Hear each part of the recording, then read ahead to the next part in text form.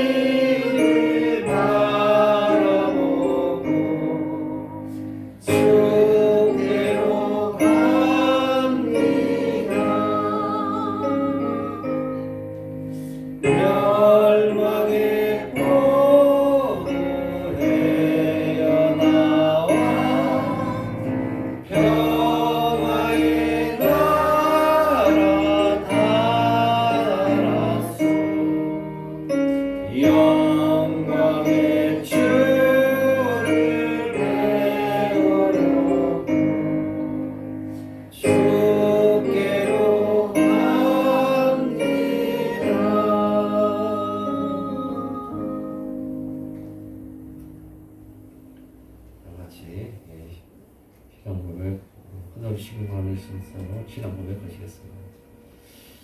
천능하사 천지를 만드신 하나님 아버지를 받았사 그 외아들 예수 그리스도를 믿사오니 이는 성령을 잉태하사 동정녀 마리아에게 나시고 본디오 빌라도에게 고난을 받으사 십자가에 못 박혀 죽으시고 장사한 지 사흘 만에 죽은 자 가운데서 발산하시고 하늘에 오르사 천명하신 하나님 편안한 자 계시다.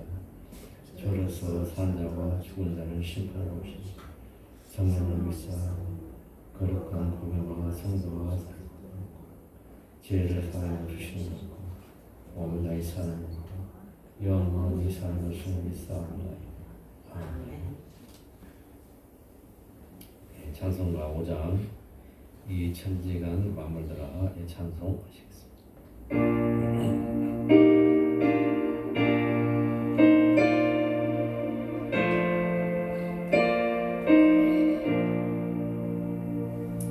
이 천지가 만물들아 복 주시는 주여와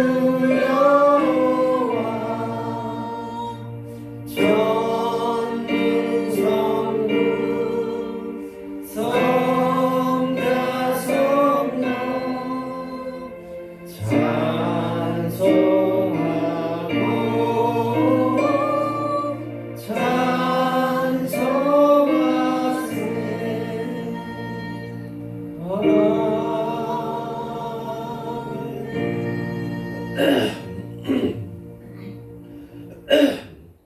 다 같이 기도하시겠습니다.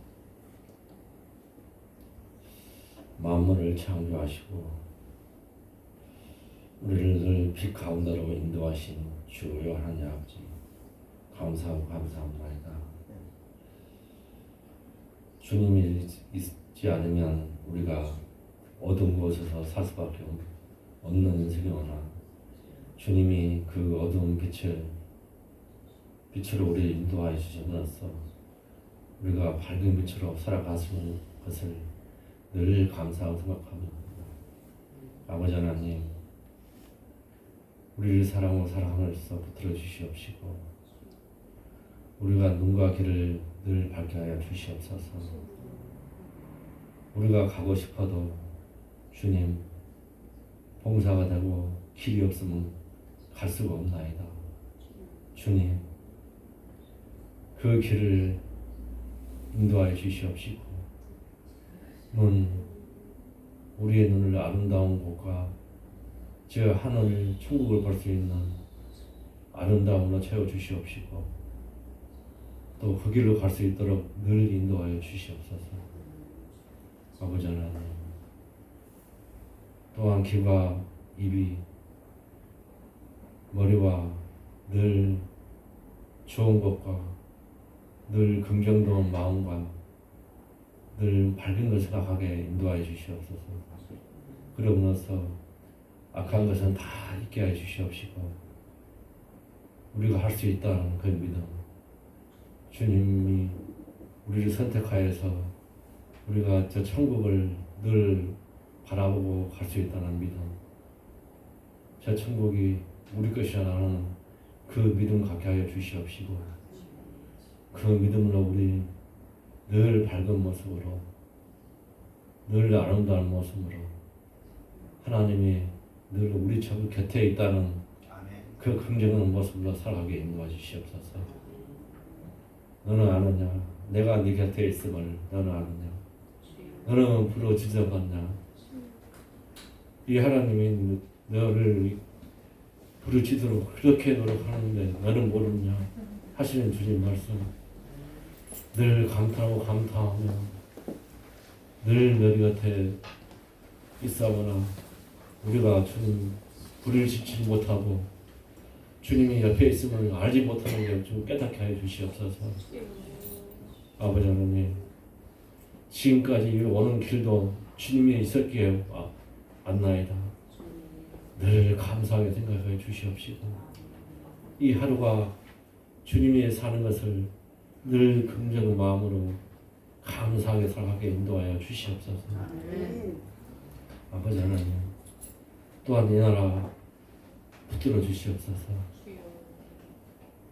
주님, 이 나라가 악한 길로 가게 하지 않게 이 붙들어 주시옵시고, 이 나라가 주님에서 받는 나라가 인도해 주시고, 주님, 이 나라가 그렇게 가게 하기 위해서는 주님이 살아가는 우뚝선 나라가 되게 인도해 주시옵시고, 악한 모든 것은 주님 보일러서 다 제거하여 주시옵소서.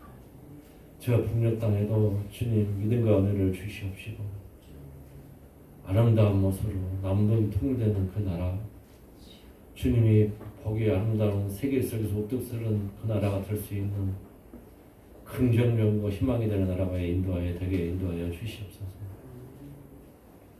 아버지 하나님, 또한 이 교회가 주님이 필요하는 교회가 되게 인도하여 주시옵시고, 그로 인하여서 많은 열매와 은혜가 성령 충만함으로 인해서 주님이 바라보고 저 천국을 보는 꼭 필요하는 교회가 되게 인도하여 주시옵소서.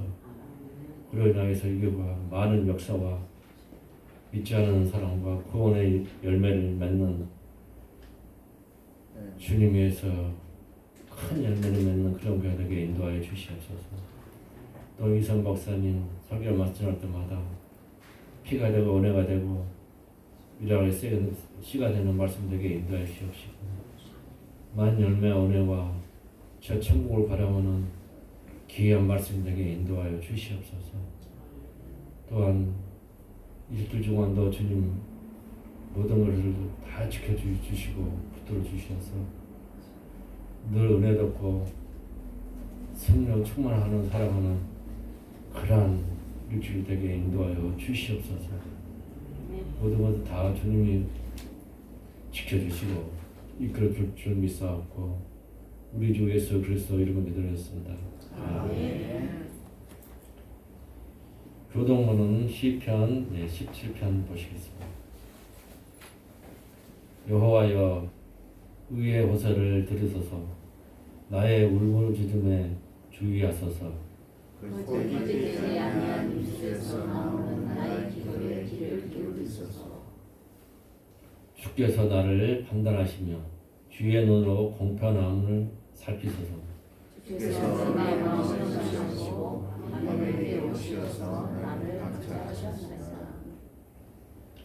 흠을 찾지 못하였사오니 내가 결심하시고 입으로 범죄하지 아니하나이다.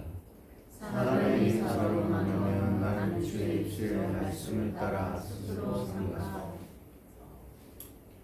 혹한 자의 길을 가지 아니하였사오며 나의 무릎이 주의 길을 굳게 지키고 실족하지 아니하였나이다.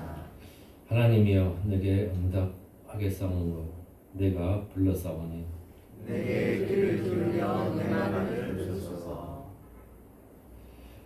죽게 피하는 자들을 그 일어나 치는 자들에게 오른손으로 구원하시는 주여.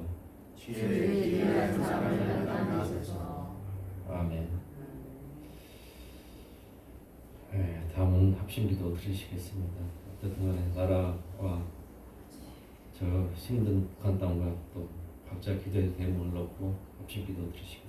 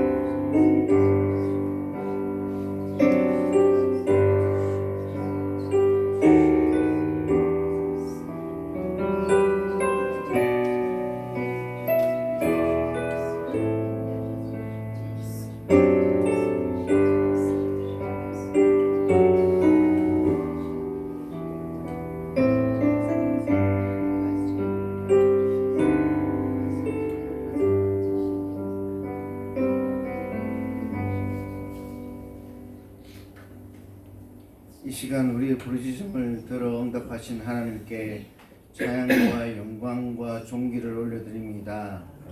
우리 기도를 들어 응답하여 주심을 믿고 감사를 드립니다. 하나님, 예배를 하나님께 나왔습니다. 함께 마음을 드리길 원합니다. 함께만 마음을 집중하길 원합니다. 우리가 예수 그리스도의 대속의 은혜를 감사하는 마음으로 또 주님의 십자가 공로를 의지하고 하나님께 나아가오니 하나님 우리를 받아 주옵소서. 예수 그리스도의 이름으로 기도합니다. 아멘.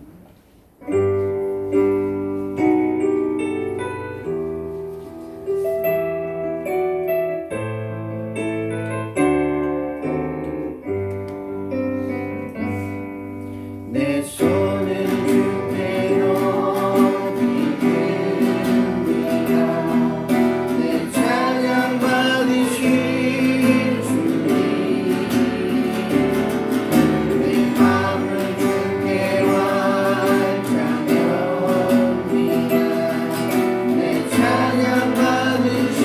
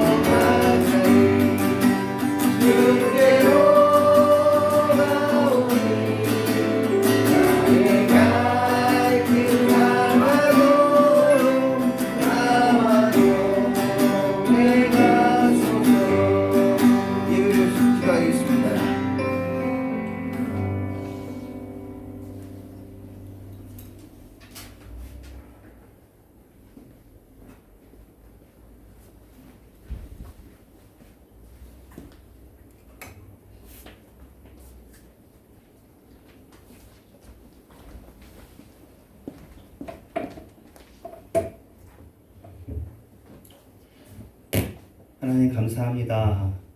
또 이렇게 설교를 할 수 있는 기회가 저에게 주어졌고 또 이 설교의 시간을 또 설레는 마음으로 기쁜 마음으로 이렇게 준비할 수 있도록 또 체력을 주시고 여건을 주시고 에너지 주셔서 감사합니다. 이 시간에 또 귀한 주의 종들이 함께 모였습니다. 주의 동역자들이고 주님의 병기들이며 의의 병기이고 하나님의 손과 발들입니다. 하나님 아버지, 물론 다른 곳에도 다 예배를 드리겠지만 그건 각자 그곳을 맡은 분들이 알아서 할 일들이고 우리들은 정말 마치 그 소돔과 고모라의 의인 10사람만 있어도 그 도시가 멸망하지 않는다고 하셨던 것처럼 우리가 그 의인 10사람인 것처럼 이 나라와 세계를 위하여서 정말 주님의 손에 붙잡힌 별이고 등잔인 것처럼 그렇게 살려고 합니다. 세상이 타락했다고 조소하지 않고 타락했어도 빛이 있으면 어둠을 이기니까 우리가 그 빛이 되고 주님의 손에 붙잡힌 그 등대가 되기를 원합니다. 주의 역사여 주시옵소서. 예수님의 이름으로 기도합니다. 아멘.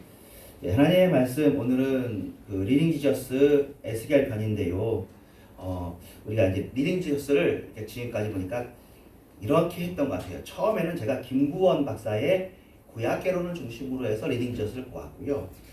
그 다음에 한 중간쯤 이후부터는 리딩 지저스 유튜브에 있는 그 리안 박사님, 그 웨스트민스터 박사님이신데 캠브리지에서 공부하셨더라고요. 예, 저도 캠브리지에서 공부할 뻔했어요. 여러분 잘 모르시지만, 예, 다 이렇게 주선을 다 해놨는데 나중에 보니까 그게 필요하다고 그래요. 한 달에 500만 원을 지원을 받아야 된대요. 그래서 대구에 있는 그 제 선배 목사님한테 가서 얘기했거든요. 그분은 사랑의 교회에서 후원을 풀로 받으신 분이셨어요.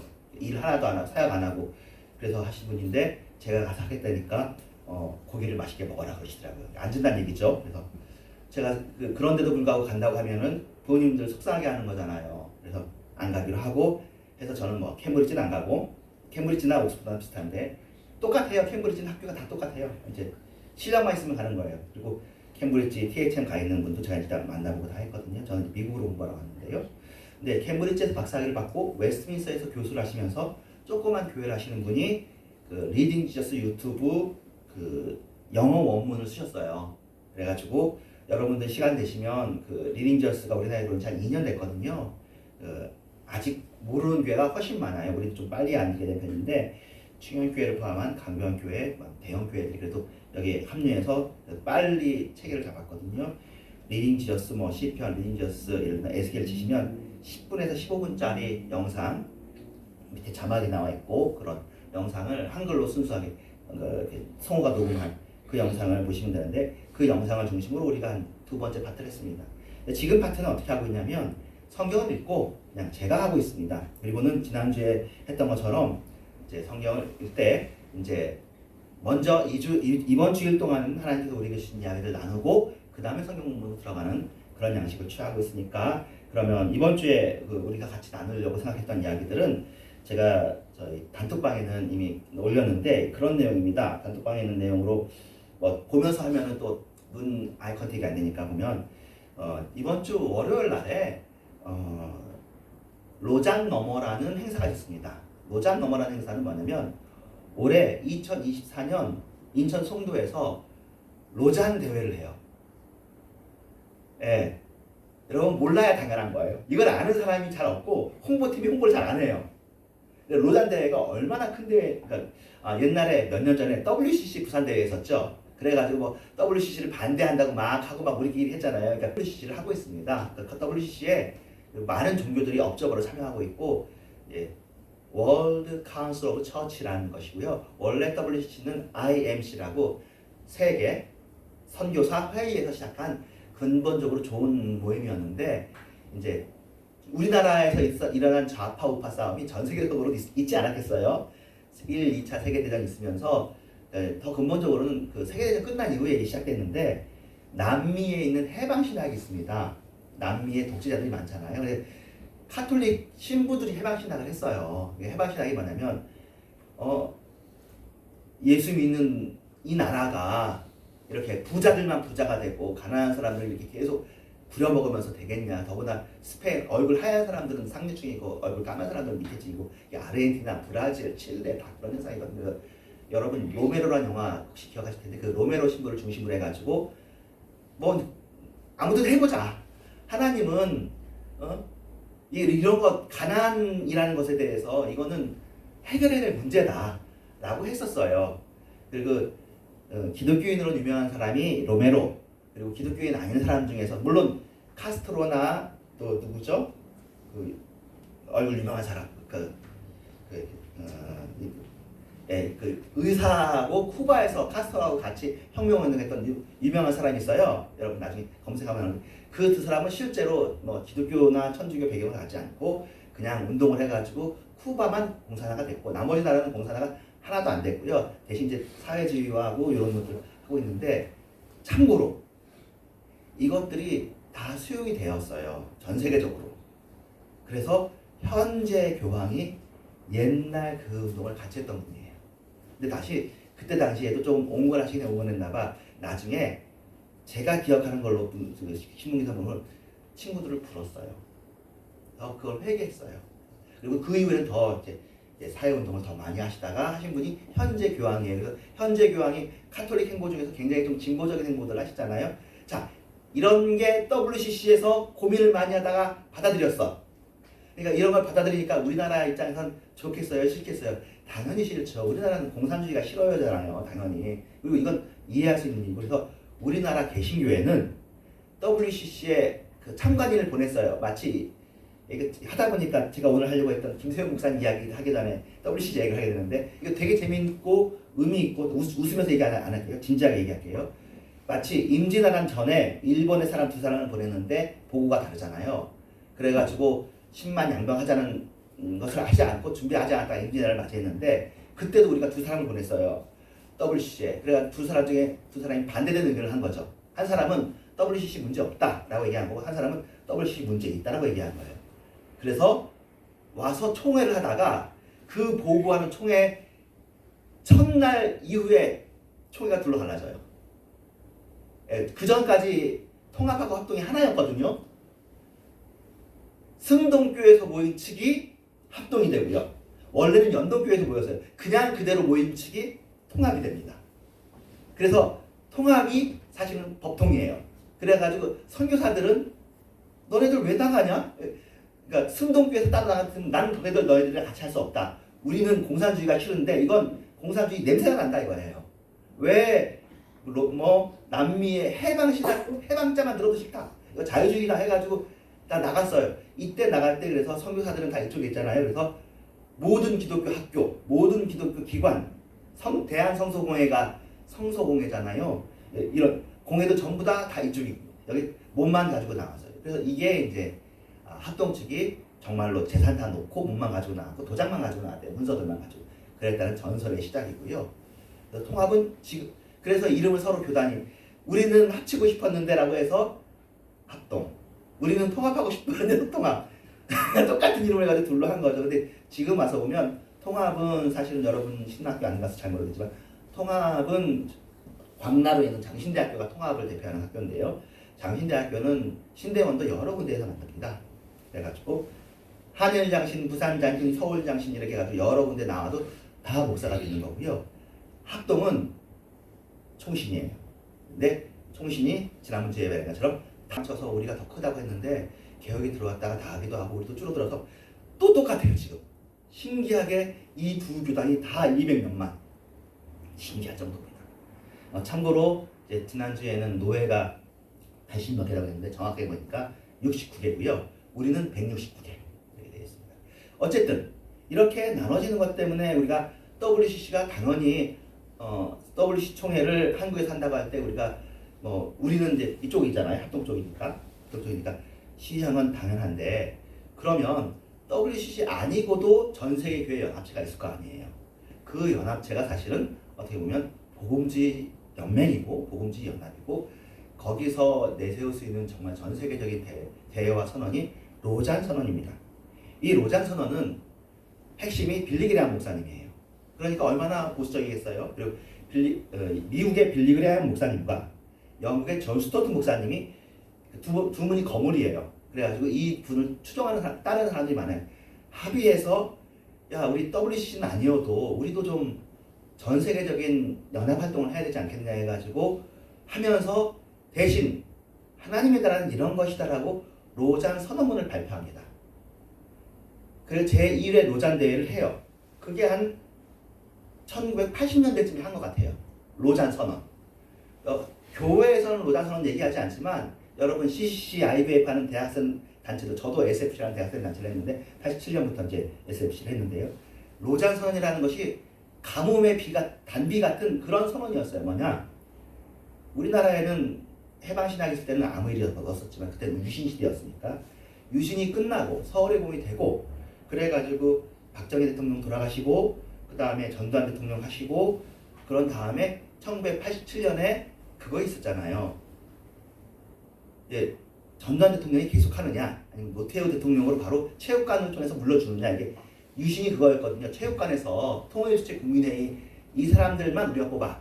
그럼 통일주체 국민회의 이 사람들이 대통령을 뽑는 거예요. 그 당시에 유신 같은 경우에 여러분 찬성률이 얼마나 나왔냐면 99%가 나왔어요. 거의. 우리나라도 그냥 똑같았어요. 통일주체 국민회의에서 박정희 대통령에 대한 지지율도 95%가 넘었어요. 반대하면 큰일 나죠. 그런 식으로 전두환 대통령도 한 번 더 하겠다고 하는 거였는데 그것이 호언이에요. 호언. 그런데 어떻게 1987년에 여러분도 아는 여러 가지 일련의 사건들을 통해서 이제 우리가 아는 이제 지금 현재 모습이 되었는데요. 그때쯤에 학생들은 그러니까 대학생 이른바 운동권들은 1984년, 85년, 86년, 87년 이제 운동을 할 때 그 운동의 핵심이 그거였었어요. 학도곡단 하지 말자. 학도곡단 군사훈련하는 거 안 하겠다고 하면서 푸신다고 막 그랬거든요. 나중에 이게 바뀌었는데 그래서 학도곡단이 뭐냐면 대학생들을 전부 다 군사 조직으로 만드는 거예요. 예비군처럼. 모든 대학교마다 학도 단장이 학생회장이야. 그리고 모든 밑에 대학들은 분대장들이 되는 그런 식으로 하니까 이거 우리를 군인으로 만들려는 거 아니냐, 우리를 통제하는 게 아니냐 그랬던 것 같아요. 전 그 다음 시대 사람이라 자세히 모르는데 요런 게 있는데 기독교인들은 할 말이 없는 거예요. 학생운동 할 수는 없잖아요.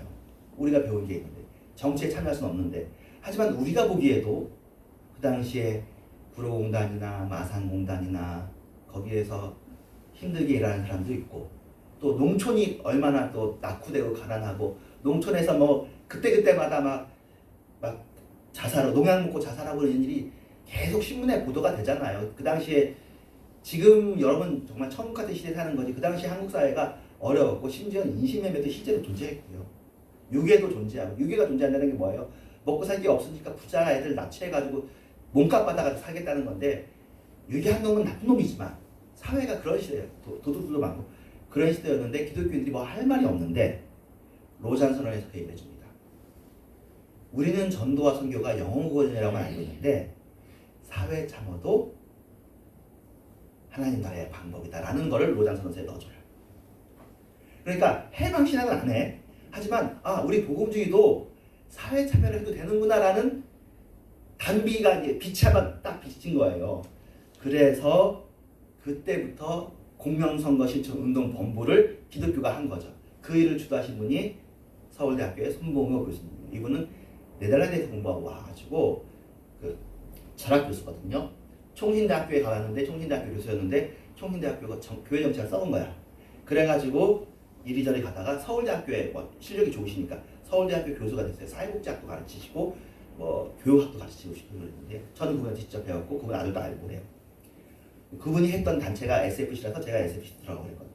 여러 다른 이유 때문에 들어가고 했지만 그래서 그분들이 어떻게 해서 공명선거 실천 운동을 시작하게 됐는지도 제가 자세히 아는데 시간은 길지만 얘기하자면 그분들이 로이드 존스 목사님의 산상수훈 영어판을 읽기 시작했습니다.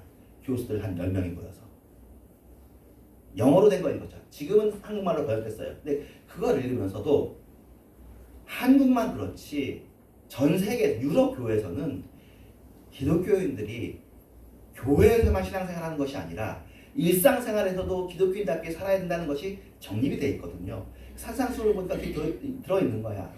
그러니까 마음에 뜨거워졌어. 우린 교수인데 우리가 뭘 해야 되지 않겠느냐. 그래서 여러분 기억나실 거예요. 그 전두환 대통령이 호언을 했어요. 호언. 난 호언하겠다 했는데 막 시위가 일어났어요. 근데 노태우 나중에 대통령이 됐죠. 그분이 6.23 선언을 했습니다. 호언을 안 하고 나도 투표로 대통령 되겠다. 대통령 선거 다시 부활이다. 라고가 된 거예요. 그 당시 걱정이 뭐예요? 이 투표 잘해도 될까? 옛날 돈 선거니까. 그래서 이제 우린 제3세력이잖아요. 우리가 전국적으로 해서 공명선거 실천운동본부를 하겠다라고 기독교인들이 일어나고 당시 제야도 합력해가지고 그렇게 움직여져서 공명선거 실천운동본부를 저는 그 당시 참여 못했지만 제 친구도 참여했는데 그게 기독교윤리 실천운동본부가 됩니다. 기독교윤리 실천운동본부의 핵심은 뭐냐?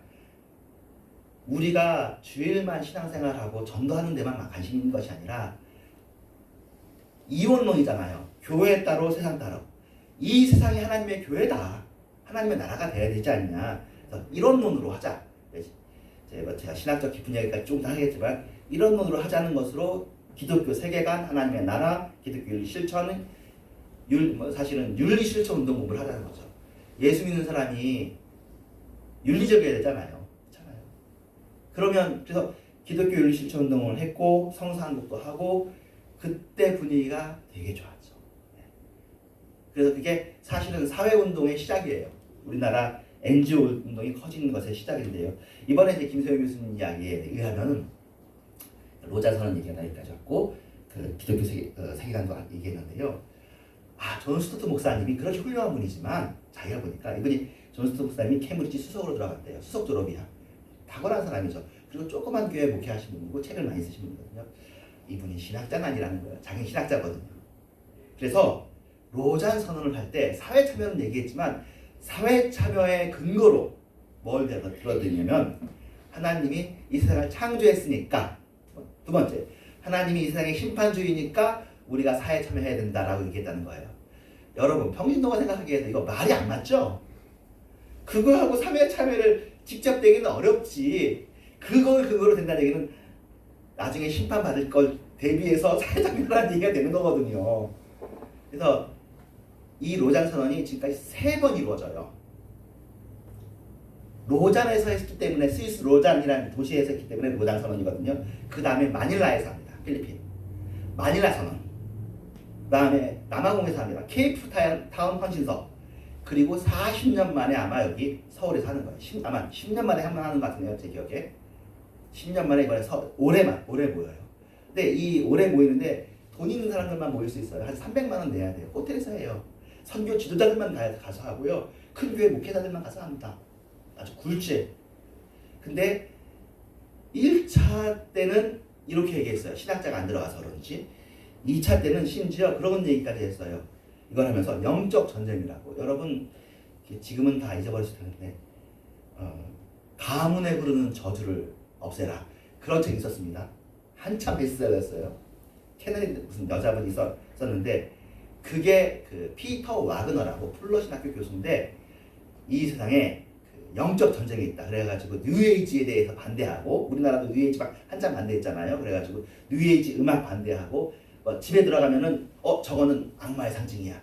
그래가지고 치워야 되고 인형 치워야 되고 이런 그러니까 약간 무당 비슷한 기독교 무상 비슷한 그래가지고 그 이 땅을 빙빙 돌자. 영적 돌기, 영적 땅 밟기 이런 것들을 좋은 의미도 있지만 이런 것들을 도입한 사람들의 의견이 로잔선언에 들어옵니다. 영적 전쟁이. 3차 때는 좀 빠져요. 근데 김세용 교수님이 어떤 분이냐면 그 같은 플러에 근무하면서 피터 와그너의 제자가 계속 영적 전쟁 얘기하니까 그게 무슨 성경 얘기냐. 너 무당이냐 점쟁이냐 해가지고 한참 싸워가지고 결국엔 이겼어요. 예. 가게 이른 저주가 무슨 예수의 피보다 더 세냐는 거죠. 가게 이른 저주가 있을 수는 있겠지. 안 믿는 동네에선 있을 수 있겠지. 그 옛날에 구덩이도 있고 쇠말뚝을 박으면 있겠죠. 무당 점쟁이도 하는 힘이들이 있겠습니까? 근데 예수의 힘이 더 세잖아요. 근데 가게 이른 저주 얘기할 때는 예수 믿는 사람들도 거기에 영향받는다고 얘기하거든. 찰스 크래프트라는 박사가 그렇게 얘기했어요. 그래서 완전히 제가 보기엔 묵사발을 내요. 찰스 크래프트를. 찰스 크래프트는 되게 유명한 사람이고 개인적으로 좋은 사람이거든요. 이건 신학이 아니다. 김세용 교수는 바울 신학을 전공한 사람이거든요. 이건 성경도 아니다. 그러면 사회 참여는 뭘 가지고 해야 되느냐? 20세기 초반에 아까 얘기했죠. 하나님 나라 운동이라 합니다. 하나님 나라가 죽어서만 가는 나라가 아니다. 하나님 나라에는 미래성도 있고 현재성도 있다. 이미 예수님 때부터 그 얘기를 했잖아요. 예수님이 하나님 나라에 예수님이 제일 초성부터 이렇게 얘기잖아요. 세례 요한부터 예수님도 하나님 나라가 가까웠다고 얘기했는데 그때부터 가까운 게 2000년 지난 지금도 안 왔으면은 이건 가까운 게 아니잖아요. 이게 가까웠다는 말의 원어가 엔기조인데 완전히 가까워 있다는 거예요. 임박했다, 붙어있다 그 얘기예요. 결국엔 이것은 이제 김세윤 교수님은 인용하지 않지만 저는 이제 다른 책에서 봤는데 말콤 머거리즈라는 사람이 아주 한 문장으로 요약을 합니다. 하나님의 나라는 예수 그리스도다. 예수 그리스도가 왔기 때문에 하나님 나라가 온 거예요. 예수의 통치가 있는 곳은 하나님의 나라잖아요. 그러니까 그래서 너희 하나님 나라는 이곳에 있다라고 할 때 예수님이 있으니까 예수님이 있는 곳에는 병자가 낫고 그렇죠? 그리고 정의가 선포되고 가난한 사람들을 차별하지 않고 부자라고 우대하지 않는 이 세상은 다 거꾸로 됐잖아요. 가난한 사람을 돌봐야 되지 않고 부자만 우대하는 과부의 두렵던 우습게 여기는 게 이 세상인데 예수님의 하나님 나라 메시지 산상공원의 메시지를 보면 우리가 누가 들어도 야 이건 좋은 메시지다. 이 메시지는 바리새인과 서기관들의 메시지와 같지 않구나 하고 모든 사람이 달게 들었거든요. 예수님이 하나님의 나라의 메시지를 선포했다고요. 근데 그 메시지를 우리나라뿐만 아니라 모든 세상 사람들이 다 뭘로 받아들였냐면 죽어서 가는 천국으로 가야 된다. 이 세상에 살 때는 뭐 해요? 죄 안 짓는 거, 지은성수 잘하는 거, 헌금 많이 하고 할 수 있으면 구제하는 거 여기까지가 있어요. 근데 하나님 나라의 운동에서 이 본문을 파보니까 답이 나왔죠. 여러분도 들었을 거예요. 하나님 나라는 이미 왔어요. 아직 안 오는 것도 있지만 이미 하나님 나라가 왔고 여러분들이 하나님 나라의 공무원이에요. 하나님 나라에 나라에 녹박고 일하는 사람들이 공무원이잖아요. 여러분이 다 하나님 나라 공무원들이라고요. 하나님 나라 녹박고 하나님 나라의 직원들이라고요. 그래서 그것을 이제 김세윤 교수님이 그 전에 구원이란 무엇인가라는 짧은 책으로 요약을 해서 구원이란 무엇인가라는 책이 아주 베스트셀러입니다. 한국에 물론 이제 다른 베스트셀러도 나중에 얘기했지만 좋은 책으로 베스트셀러가 된 게 두 개인데 손봉호 교수님의 나는 누구인가. 이거는 예수 안 믿는 사람들이 읽었어요. 그래서 손봉호 교수님이 유명한 거예요. 기훈실이 예수 안 믿는 사람들도 후원하고 그러거든요. 나는 누구인가가 한국이 그런 시대가 있었어요. 철학자들의 책을 읽었던 시대. 안병우, 김영석, 손봉호 이런 책. 지금 그런 시대 없어졌잖아요. 그 당시 안병우 교수 에세이를 우리가 읽었고 김영석 교수 에세이를 읽었는데 손봉호 교수가 거의 급에 들어가는 거여서 나는 누구인가를 그러니까 교회 사람들만 읽을 수 있게 쓰는 게 아니라 누가 읽어도 나의 누구인가는 이런 식으로 이해하면 되더라고요. 지금 절판됐을 거예요. 찾아보면 있겠죠. 그 책이 베스트셀러고 두 번째로 유명한 책이 김세윤 교수의 구원이란 무엇인가요. 이미 그 책이 많이 읽혔는데도 그래도 아직까지 한국교회의 구원론은 좀 슬프게 얘기하면 구원파 구원론과 비슷합니다. 네. 구원받았으면 됐어. 그 다음에 윤리도 없어. 구원받았으면 천국 가면 돼. 구원의 확신이 있냐 없냐 요거만 중요한 그게 구원파잖아요. 구원파는 이단으로 쳤지만 우리가 믿는 건 구원파랑 비슷하게 하는 거예요. 그래서 사회 참여도 하나님 나라의 구원의 부수적인 해도 되고 안 해도 되는 요소가 아니고 이거는 구원의 구조적인 요소예요. 구원받은 사람이면 이 일은 해야 되는 거예요. 자, 그래서 이것을 제가 성경적으로 김세윤 교수님의 말을 담아가지고 존 스토트 까는 것도 다 담아가지고 할 수 있으면 이번 서울 선언을 김세윤 교수님이 이제 했으면 좋겠는데 모르겠어요. 잘 될지 기도해 주셔요. 로마서에 나와 있는 성경 구절로 설명하면 공식이 나와요. 하나님의 나라는 먹는 것과 마시는 것이 아니요 하나님 안에서 의와 평강과 희락이라고 나옵니다. 따라서 먹는 거 마시는 거 가지고 하나님 나라이니 아니니 얘기하는 사람들은 유치한 수준인 거예요. 참고로 안식교가 아직도 그렇게 있어요. 여호와의 증인도 그거 하고 있고 하나님의 교회도 먹는 거 가지고 그걸 먹으면 믿는 사람 아니고 이걸 유치한 수준입니다. 안식교들한테 미안하지만 유치해도 사람이잖아요. 유치원이 사람이니까 그분들도 어떻게 될지 모르겠지만 어쨌든 먹는 거가 마시는 건 아니라고 성경에 써 있어요. 확실하게. 그럼 뭐냐가 중요한데 의와 평강과 희락입니다. 그런데 이 의에 대해서 기독교인들이 그동안 어떻게 하냐면 이 의를 사회의 의와 구분시켜버린 거예요. 하나님 앞에서의 의, 구원으로만 생각한 거야. 그래서 김성희 교수님 이번에 얘기하고 사실 이미 있었는데 한국교회만 이걸 외면해왔죠. 이 의는 무엇이냐? 정의입니다. 정. 예수 믿는 사람은 정의로운 사람이어야 되는 거예요. 여러분 이등만문을 죽인 안중근 씨는 개신교도가 아니라 천주교도인데 그 당시는 천주교도들도 지금도 천주교도들은 좋은 사람이 있겠지만 천주교도들이 의로웠어요. 믿음의 근거에서 그 일을 한 거예요. 그래서 일본에서는 이 사람을 테러리스트가 봐요. 우리로 치면 근데 안중근 의사는 끝까지 자기 걸 주장해요. 나는 군인이고 병사다. 계급이 있어요. 군인으로서 전쟁 수행 행위를 한 거라는 게 왜냐면 명분이 중요하니까. 이 사람이 예수 믿는 사람이 아니면 명분이 중요하지 않겠죠. 이 사람에게는 명분이 중요한 거예요. 견위투명이라고 이 사람이 쓴 유명한 그 시가 있거든요. 위기를 보면 목숨을 던져야 된다. 이거 성경에 나온 얘기가 아니라 그 유교에 나온 얘기예요. 그렇더라도 이 얘기가 정의로운 이야기잖아요. 근데 예수 믿는 사람들이 견위투명을 안 한다고요. 견위투명에 비견할 수 있는 그 유교의 말이 결리사의예요. 이로운 것을 보면 의로운가 생각해야 되는데 예수 믿는 사람이 이걸 안 한다고요. 이로운 것을 보면 의로운 것을 생각하지 않고 이로운 것을 까먹어버려. 위기를 보면 도망가버려. 유교만큼도 못한 불의한 사람이 기독교인이 돼 있는 거죠. 왜 기독교인은 불의한가요? 불의하면 안 되잖아요. 기독교인은 정의로워야 합니다. 정의를 딴 종교에 주지 말고 우리가 정의를 모든 누구보다 정의로워야 합니다. 정의를 얼마나 사람들이 사랑하는지 여러분 아시나요?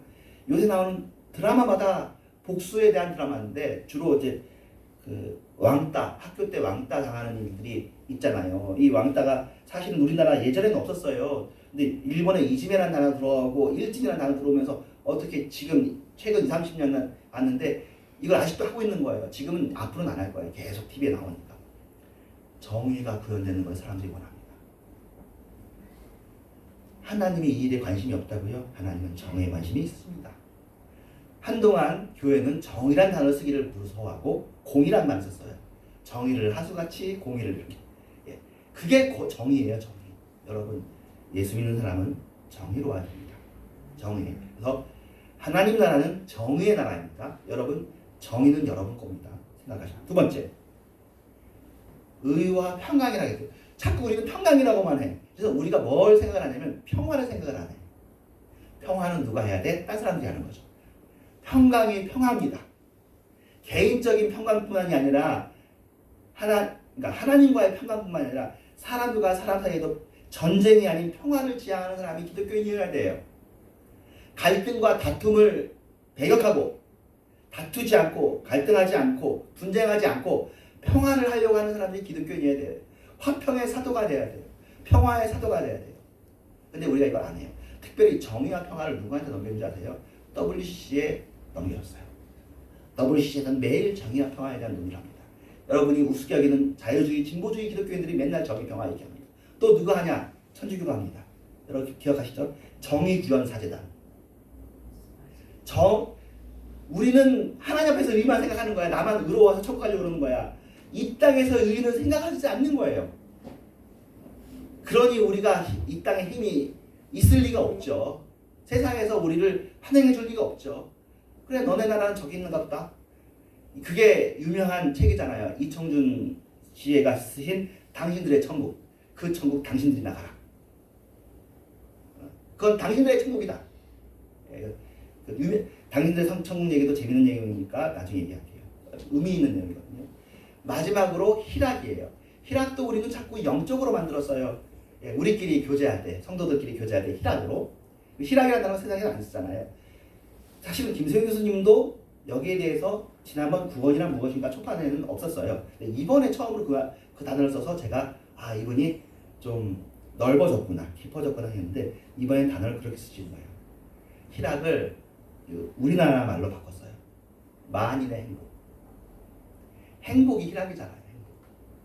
근데 나의 행복이 아니라 많은 사람들이 행복하도록 많이 행복하도록 노력하는 사람들이 기독교인이에요. 기독교는 나의 행복만 찾으면 이기주의자잖아요. 근데 보다 많은 사람이, 보다 힘든 사람들이 행복하도록 노력을 해야 돼요. 교회는 그 일을 해야 된다고요. 그 일을 하는 것이 구원의 필수 요소예요. 믿음으로 구원에 들어오고 믿음으로 구원에 머무는데 그 믿음 생활은 의와 평화와 만인의 행복을 위해서 사는 사람이어야 된다고요. 그것을 사도 바울이 얘기하죠. 너네는 군인으로 징집된 자다. 그 사람들이 충성한다. 어떤 군인이냐? 의의 군인이라고. 여러분들은 세상에 정의를 이루어지는 일들을 위한 군인입니다. 세상에 평화가 이루어지는 일을 수행하도록 그 미션과 그 목적을 가진 공무원이고 군인이에요. 그리고 세상을 행복하게 만드는 일이 여러분의 사명이에요. 세상을 행복하게 만드는 일에 여러분들이 에이전트라고요.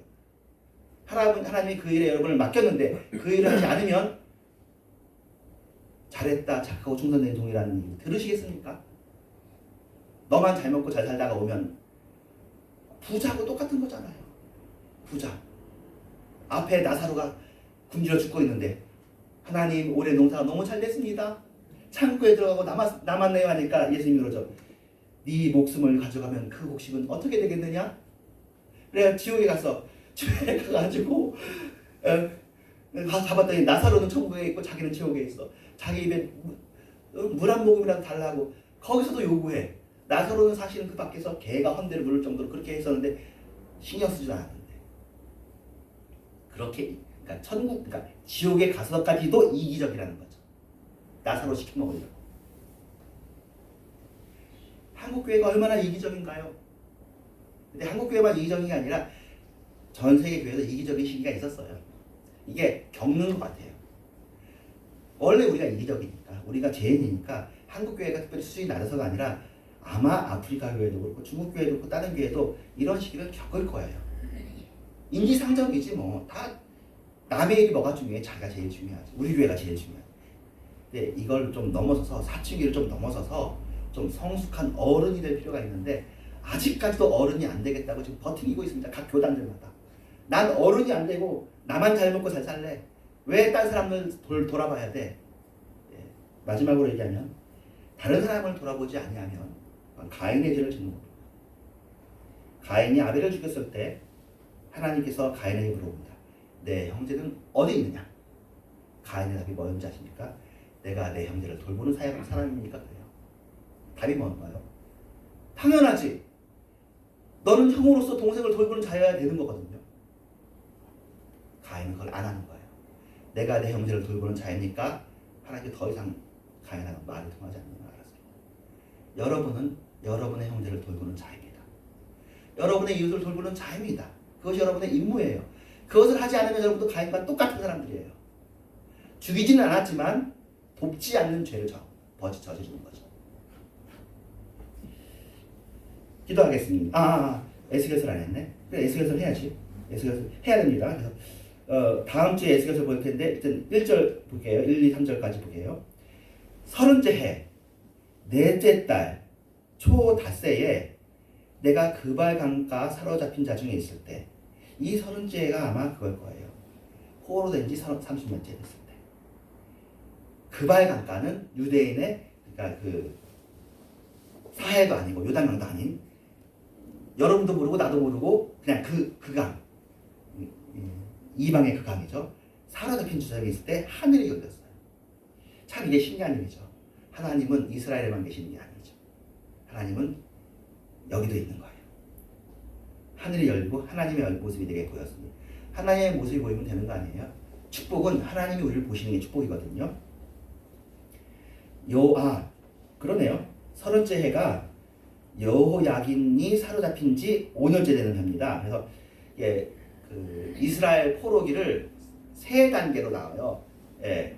그래서 처음에 끌려갔던 해를 기준으로 해서 70년 만에 돌아오고 또 마지막 끌려간 해를 중심 기준에서 또 70년 만에 돌아오고 다 그래요. 3번 겹쳐서 포로를 끌려가고 3번에 걸쳐서 돌아오고 합니다. 이제 이거는 뭐 그냥 지식이니까 뭐 그냥 역사적인 의미니까 중요하지 않고 자 2절 여호야긴 고니야라는 사람이거든요.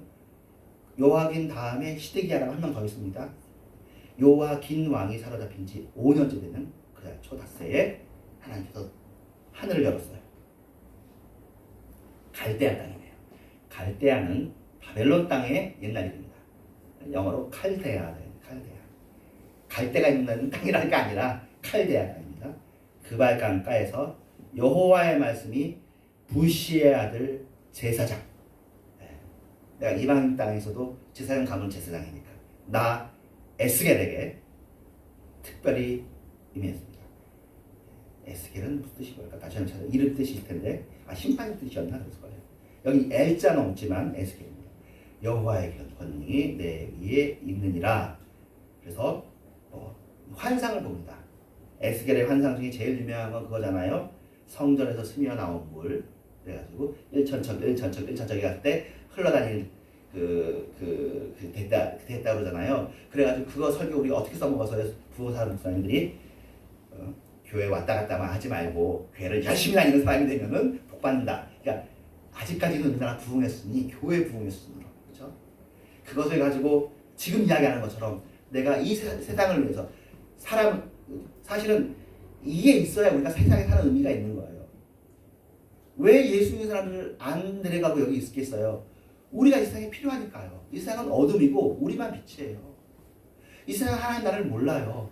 하나님 나라를 누가 보여줘야 돼요? 내가 보여줘야 돼요. 내가 하나님의 나라예요. 하나님 나라의 의와 평강과 희락이 우리 가정에 임해야 되고 그것을 다른 사람이 봐야 돼요. 우리들은 동산 위에 둔데 이게 미국 사람들 비전인데 동산 위에 있는 불 켜진 집이에요. 사람들이 보고 와야 된다고요. 이게 세상은 이렇게 살아야 되는구나.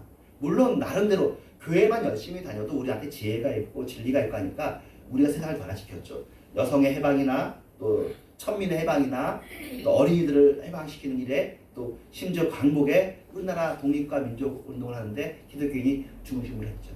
근데 지금 현재는 하는 게 없잖아요. 그렇죠? 가끔씩 조금씩 푼돈 해가지고 구제하는 건 아니고. 근데 이게 우리 핵심 요소라는 걸 알면 좋겠고요. 다음 주에 그 다음 부분을 보도록 하겠습니다. 에스겔서 보고 기도합니다. 하나님 감사합니다. 주님을 사랑하고 주님을 찬양합니다. 우리가 주님을 사랑합니다. 주님을 진심으로 사랑합니다. 근데 이 사랑이 나하고 하나님과의 관계에서만 딱 끊쳐버리고 그 사랑이 나와 내 이웃과의 관계, 가장 가까운 가족과의 관계에서 친구들과의 관계에서 사회적인 대사회적인 관계에서는 전혀 효과를 드러내지 못하고 있습니다. 법정적 칭의만 알고 있지 관계적 칭의는 전혀 알지 못하고 있습니다. 이웃사랑이 하나님 사랑이 얼마나 근본된 요소인지를 한국교회가 놓치고 있어서 이웃들에게 외면당하는 것이 현실입니다. 내가 종교를 가져도 기독교는 갖지 않겠다는 사람들이 태반입니다. 기독교의 인지도는 100%가 가까이 되겠지만 기독교인에 대한 신뢰도는 아주 거의 최하위에 가깝습니다. 그렇다고 해서 교회가 좋은 일을 안 한 건 아닙니다. 잘했습니다만 이런 시기도 우리가 있습니다. 이런 시기도 잘 활용하면 이기는 자는 주님께서 7 교회 중에서도 이기는 자는 붙잡으시고 사랑하시는 것처럼 이 시대에도 이것을 먼저 알고 먼저 깨닫는 사람들은 10명만 있어도 이 시대를 구원할 줄로 믿습니다. 우리가 이 시대를 구원하고 이 나라를 구원하고 이 민족을 구원하시는 하나님의 에이전트, 하나님의 공무원, 하나님의 병사들이 되어져서 기도하면서 아가페를 하면 이 일이 이루어지고 하나님의 인도하심을 따라서 헌신하고 쓰임받으면 내가 그리스도를 살면 그리스도가 우리를 통해서 역사하십니다. 그 일에 우리가 쓰임받게 하여 주시옵소서. 예수님의 이름으로 기도합니다. 아멘.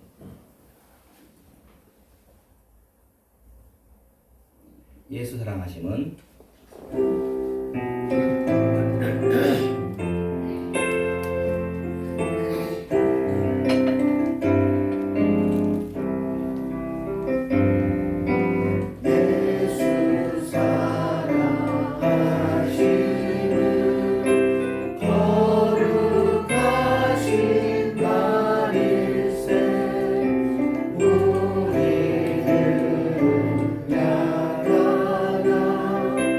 예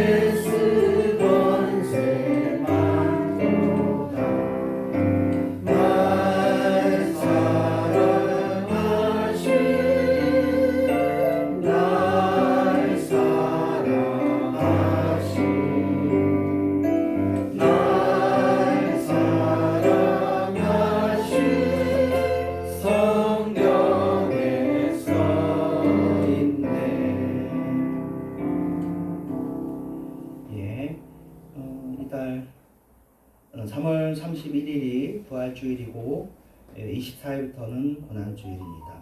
저희들은 사순절을 지키지 않습니다. 저는 사순절에 대해서는 왜 갑자기 사순절이지? 천주교 아닌데 그런 생각이 듭니다.